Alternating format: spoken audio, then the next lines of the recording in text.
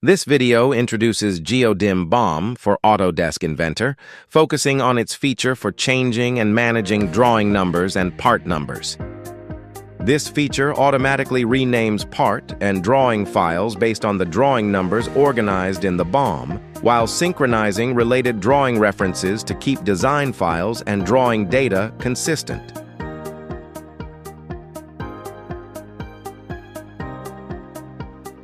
In GeoDim BOM, select the Change File Name button to open the file renaming screen based on drawing numbers. When a new drawing number rule needs to be applied to existing design files, first modify the drawing number rule in the rule editor. After updating the BOM information based on the modified rule, users can use the Generate Preview button in the Change File Name screen to preview the target files and new file names before execution. This screen consists of target information, execution options, and rename plan preview. In the target information section, users can check the current assembly, project path, and backup folder.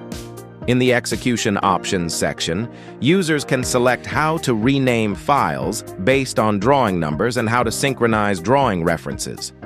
In the Rename Plan Preview section, users can review the file names. After reviewing the preview results, click the Execute Selected Items button. The file renaming process based on the new drawing numbers is applied only to the selected items, and the part files, drawing files, assembly references, and drawing reference information are synchronized together. This allows users to complete the renaming process safely while maintaining the connection between file name. When the operation is complete, the original files are stored in the backup folder.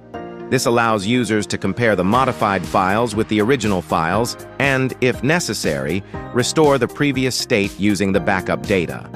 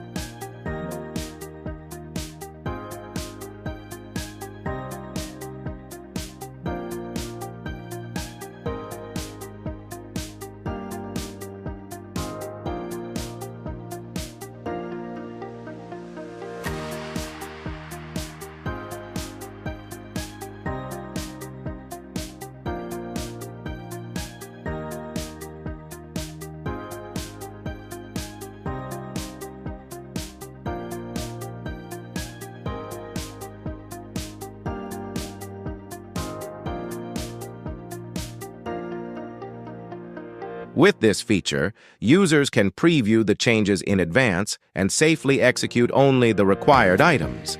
It simplifies reference synchronization between assemblies, parts, and drawing files while protecting the original data through the backup folder. As a result, even in complex assemblies, users can maintain consistent file names and drawing references, reduce omissions and reference errors costs.